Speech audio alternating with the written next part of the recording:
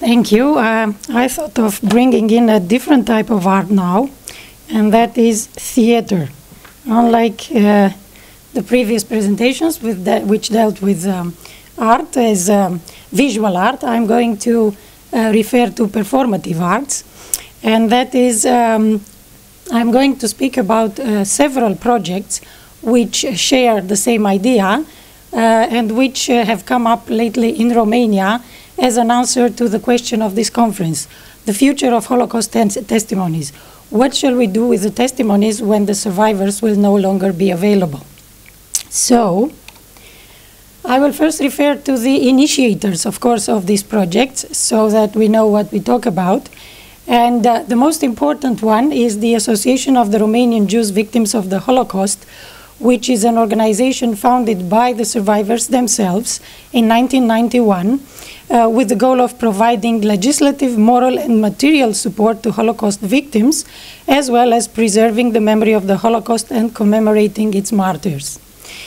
Now, according to their status, the membership consists in survivors of Nazi concentration camps, but also concentration camps and ghettos in Transnistria, forced labor detachments, because we have that in Romania, also pogroms, because we had those in Romania as well, and forced relocation. Now, what makes the story of the Romanian Holocaust survivors more interesting is that we have both survivors from the death camps in Poland and Germany, not just Auschwitz, but also Mauthausen and other German camps. And we also have the survivors from Transnistria. These are totally different experiences, and bringing them together was a great idea which has provided a lot of information and support for education about the Holocaust. Now, officially, members can only be direct descendants of Holocaust victims and also other people who might like to get involved in the educational activities. For the moment, it's only first-generation survivors who are members. The second generation is not very strong in Romania for various reasons. First of all, for the simple reason that there are very few Jews left in Romania at all. From the 780,000 Jews, 780,000 Jews that we had in Romania before World War II, today there are less than 6,000 in all over Romania, so less than 1%. Therefore, the second generation, of course, is very small. Many of the second generation people have actually left for Israel or other countries, so there are few in Romania at this point. However, the survivors themselves are very active, very enthusiastic, and they are doing a great job. Now, how do they do that? The preservation of Holocaust memory, they are doing through conferences and talk shows about the Holocaust given by survivors in Romania and abroad. Between 2004 and 2008, for instance, the organization organized over 190 conferences in schools and colleges, participated in 9 talk shows broadcast on TV or radio. They also prepare written and audiovisual bibliographical materials aiming to popularize the realities of the Holocaust, designed in particular for educational institutions. And here are a few examples of books that they published. Camp Dictionary, Reflections about the Holocaust, Echoes of the Holocaust in World Literature, Jews Cross the Dniester, and this is of course a very particular story about the Holocaust in Romania, Holocaust under the Antonescu government, which is available in Romanian, English, and Hungarian, The Holocaust in the Documents of the Third Reich, a collection of documents from the German archives, Holocaust Thoughts, Ideas, Sentiments, but also Holocaust Children Ask and Survivors Respond. And a very important book, Recovering the Northern Transylvania Ghettos Trial, which are actually the trials in '46 at the end of the war. We are talking about the first and last trials until the fall of the communist regime. These took place in 1946. This was a project by a survivor from Auschwitz, but also other camps. Oliver Lustig, who was actually taken to a number of no less than 5 camps in his life, in his childhood. He was 13 when he arrived in Auschwitz. And we are talking about someone from Transylvania. So we are talking about April 1944, he arrived in Auschwitz. And then he traveled through 5 other camps until he was released, until he was liberated. So this was a project that he did, the Northern Transylvania Ghettos Trial. He recovered all the documents from the archives and published them. Here are a few of these books to see how they look like. Now, what are the outcomes of these activities? All the books have been distributed in schools free of charge under an agreement between the organization and the Ministry of Education. And the agreement also includes 2 Romanian documentaries on the Holocaust, which are being given free of charge to schools to use in their Holocaust education. The association also played an active role in the drafting of the final report of the Elie Wiesel International Commission for the Study of the Holocaust in Romania, which was issued in 2004 and published in 2005.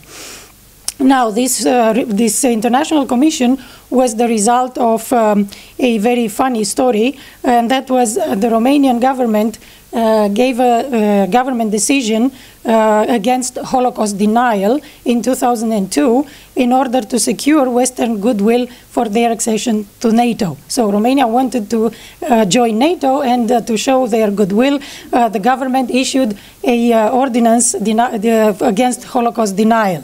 Now, in breach of its own ordinance in 2003, the government issued various statements denying the Holocaust in Romania. As a result of international and local pressure, the then President Ion Iliescu, who also made some very stupid statements about the reparations, the return of looted Jewish property, saying that Romania is a poor country and cannot afford to give properties back to the Jews, when in fact there was a law that allowed any citizen to recover his or her property. So Jews were recovering their property while he was saying they cannot. As a result of this, he had to set up this International Commission for the Study of the Holocaust in Romania. The commission included, as the name says, experts from various countries, not only from Romania, from Israel included, from the US, from France, from Switzerland and other countries. And the final report of the commission, which was the result of a gathering of materials that were already available. So as you can imagine, in 1 year, this commission could not really go into the archives and find new stuff. This was actually material that was already available in other places, in archives abroad, in some of the archives that had been opened in Romania, in Yad Vashem, in USHMM, and so on. These materials were put together in the final report, and the final report was meant to be a door opener. It was not meant to be the final, of course, research on the Holocaust in Romania. It opened new doors, and research has continued, of course, afterwards. Survivors of both the Transnistrian and the German camps contributed with comprehensive information to books published by the Romanian Jewish Federation Center for the Study of Romanian Jewish History. And also most concentration camp survivors were interviewed by the Shoah Visual Memory Foundation. So they contributed to various international projects as well. Now, their activities consist in, as I said, legislative and consultative contributions. The association actively contributed to the drafting of specific laws establishing legal rights for Holocaust victims, and this is in relation to 2 particular laws, one in 1990 and one in 2000. And of course, this refers to a certain symbolic small amount that the survivors receive in addition to their pension in recognition of their suffering. So the state finally decided to recognize their suffering, but this too was a second stage in a process that started with the victims of the communist regime. So initially there was a law for the victims of the communist regime, which were, as you can imagine, much more numerous than the survivors, and following the pressures of the international and local organizations, the law also included in a second stage the Holocaust survivors. The association provides consultancy services to individual Holocaust victims in view of obtaining rights and benefits provided by the law. And I'm not talking only about the Romanian law, it's also valid for those who need to file applications with international organizations and with German claims and so on. Now, For the moment, for the last few years already, the organization is headed by Dr. Liviu Beris. He's a survivor from Transnistria. He's a very interesting character in himself. He is one of the survivors who always lays emphasis on the positive experiences he had in the camps. He's speaking about the goodwill of people who helped, the goodwill of people who were in the camps with them, and so on. So he always has a very positive and very open view, and he always speaks, especially to children, in a very sympathetic way, which makes him very liked and very accessible, especially to young children, younger people. His story is interesting in himself because he arrived in Transnistria at the age of 13. As a result of various illnesses, he had amnesia when he returned, so he had to start school all over again from zero, from point zero. This did not prevent him to become a doctor in genetics. And despite the fact that he has been a Jew all his life, he never abandoned his religion. He was active in the Jewish community during the communist times. He invented a race of pigs. So he had no problem being a true scholar, a scientist, but at the same time preserve the memory of the Holocaust and share his experience with others. This organization has an incredible website which is full of great information that can be used by researchers, by teachers, by students. They have their survivors' testimonies. They have Jewish artists from the camps, so we have seen art so far. They also have a collection of art from the Transnistrian camps especially, because there were a number of Jewish artists who were deported to Transnistria, and of course, like their mates from other camps, they painted and they drew and they left visual testimonies. They also have books and documents. As I said, they published already documents about the Holocaust, and these are available for downloading. They have films, they have several documentaries. They also have information from students, the reactions of students to their testimonies, so that students can see, on the one hand, that no question is insulting. So he always encourages, especially Dr. Beris, always encourages students to ask any kind of question, saying, you do not need to worry that you will insult me. Please ask whatever you think is important for you to understand. Of course, they also have some articles and scholarly information, mostly for teachers and scholars, not for the students. They have an exhibition. The Centropa exhibition is an exhibition about life in Romania and in the area around Romania, including Moldova, Romanian Moldova, and what is currently the Republic of Moldova.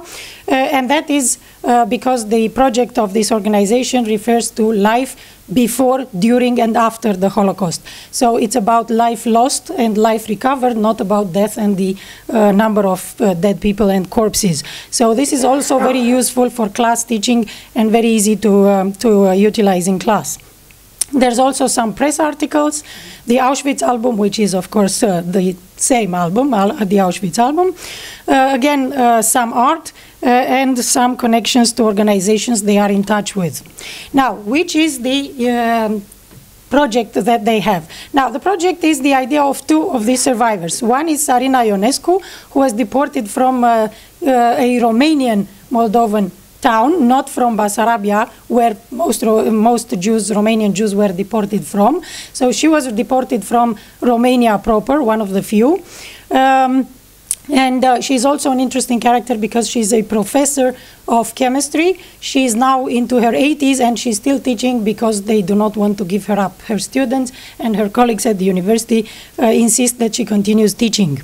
They had this incredible idea about enacting testimonies. They said they are going to disappear. They do not have children, or their children are abroad and will not come back to Romania. And their stories in Romania will be lost. So they came to the conclusion that they have to be saved one way or another. And they came to this idea. Adopt a survivor who does not have children or nephews, nieces, that is a second generation available, meet, spend time together, and learn about his or her Holocaust experience and become his or her voice in the next generation by continuing to tell and thus save, preserve, and pass on that story as a first-hand account.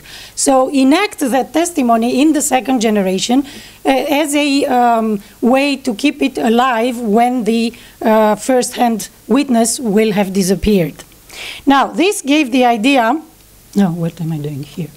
Where can this be used? Now, there are several instances where this project can be used in Romania. First of all, on the Romanian National Holocaust Remembrance Day, because Romania has a national day. October 9 is the day when the first convoy of Jews were deported by the Romanian authorities in Romania, so it's a Romanian event.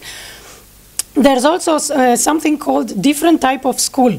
1 week in April when students learn in other ways than in school. They go to museums, they go to all kinds of cultural activities, and they learn about life in a different way than through school.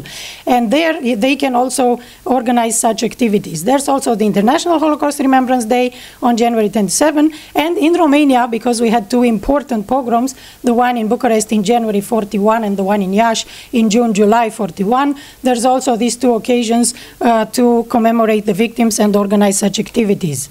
Now, the second actor, and I'm going to pass quickly on this topic, is the Elie Wiesel National Institute for the Study of the Holocaust in Romania, which was the result of this commission that I talked about.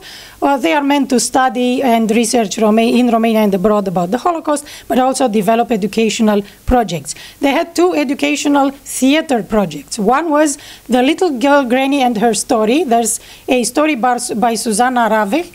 She is a survivor who lives in Israel. Daphna Schönwald is her daughter, who did the drawings. Rave was deported as a child to Transnistria, and she gives her testimony in poems. Now, what they did was the launching of the book in 2015, so that it was last year, they organized two theatrical interventions. One was an actor from a theater from Iași enacting some of the poems under the form of a one-man show, and the other was the story adapted as a puppet light and shadow interactive show for children 5 to 12. This is how the book looked like, and this is a picture from the show for children. And then there's another educational theater, and that is an experimental show combining musical composition, technological innovation, and documentary theater. And the script is based on interviews with Jewish and Roma victims of the Holocaust, but also with other representatives of groups that have been subjected to discrimination in Romania along the time. So actors and technicians produce a performative investigation of the contact between cultural groups with different identities, such as Jews, Roma people, or even members of the gay community, and the majority. The result is a participatory show that faces the public with troubling stories, challenging it to question its own attitude towards difference and the other. And I will show you a few pictures. What does that mean? First of all, of course, the setting of the show is in a underground place. The atmosphere has to, of course, be in agreement with the topic of the show. And this is how the show takes place. So it's kind of an interactive show. It's not really with a stage and an audience. Everybody is in the same place. And there's also an interesting idea, which I will tell you because this is really spectacular. During the show, music is generated in real time. An actor and the spectator are under EEG monitoring, and the relation between the two electroencephalograms produces the show's music based on emotional state recognition algorithms. The invisible reaction of the subject under monitoring becomes perceptible to all spectators as sound. The resulting sonor background is used by the choreographer as support for an improvised dance. So it's a combination of everything, and the result is very impressive according to the spectators. So these are a few pictures, and you can see here the actor with the encephalogram, the EEG monitoring system. And the last theater that I was going to talk about is a play called Shoah Survival, a multimedia interactive sound installation performance in a organized actually based on the stories of the survivors in Transylvania. And starting from these stories, the stage director created a performance about surviving, about us and the others. The text is based on 4 Auschwitz Holocaust survivor testimonies, and the audience can hear their memories from the death camps repeatedly recited throughout the show, often in a low voice, forcing the spectators to concentrate on what is being said.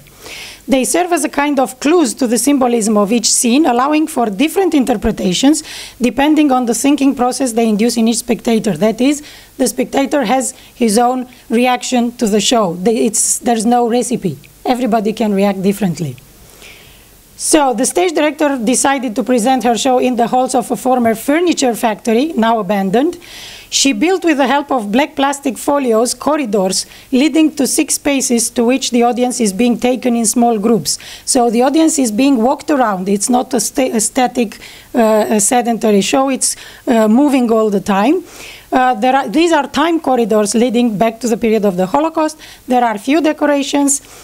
1 or several actors await in each of the 6 spaces, where, with 2 exceptions, spectators have to stand for about 10 minutes. Most of the times the actors are mute or utter just a few words, sing and mime small gestures. They are meant to suggest something, and if one listens to the voice of the survivors, one can subjectively imagine what each scene represents. And I'm just going to show you 3 pictures from the show. That's it. Thank you.